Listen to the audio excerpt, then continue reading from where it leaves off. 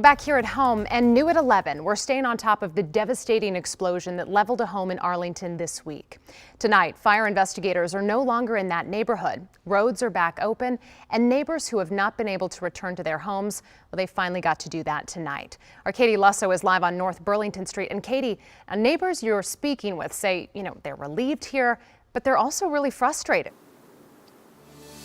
Yeah, tonight they're grateful to be back in their homes, but now they're also dealing with another issue. These cones right here, they're there for a reason, because they tell me this dead-end street, it's a very small street, has become a magnet for people wanting to catch a glimpse of what unfolded here.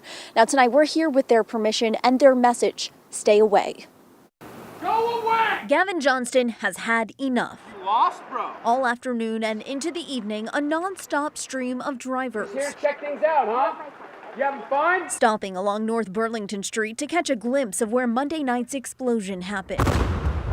Johnston and his neighbors were evacuated Monday and only allowed back home Thursday afternoon. We just got home. We're going through our fridges. We're just getting our power and electricity and heat back on. But now he says they're also dealing with a tourist situation. You donate to the GoFundMe for the family who lost their house, since we're a circus to you. People are coming from all over with Maryland plates, clearly just to get a looky-loo at what's going on. He says he and his neighbors have already been through so much. On Monday, he was on his way to the grocery store when he noticed something was off at his neighbor's home. But before I left, I noticed, at the end of the street in the cul-de-sac, that there was trash and debris and clothes all over the power lines, and I took some photos hours beforehand. The Safeway is like 300 meters away, and I grabbed two ingredients, and before I even made it back to my truck in the parking lot, flares were going off, and I saw red star clusters. I was like, something is very, very wrong. He says he didn't know much about his neighbor. James Yu has been an absolute recluse. The house has always been boarded up with plywood covered in tinfoil for a long, long time.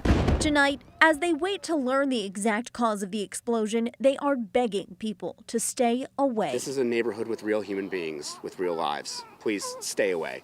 This is not some sideshow or a circus. Now, unfortunately, not every neighbor was able to go back home. One neighbor in particular, not able to go back home because their home is now a pile of rubble. A GoFundMe page, it has been started for them. And as you can see right here, that goal they had at $200,000, well, they've surpassed that goal. They've now raised more than $203,000 for this family. But again, they lost everything, so they are trying to make sure they get back on their feet. We've put a link to the GoFundMe page up on WUSA9.com. In Arlington, I'm Katie Lusso, WUSA9. Feeling for that family, also feeling for Gavin. You could really, feel his deep frustration with everything that's unfolded. Katie, thank you.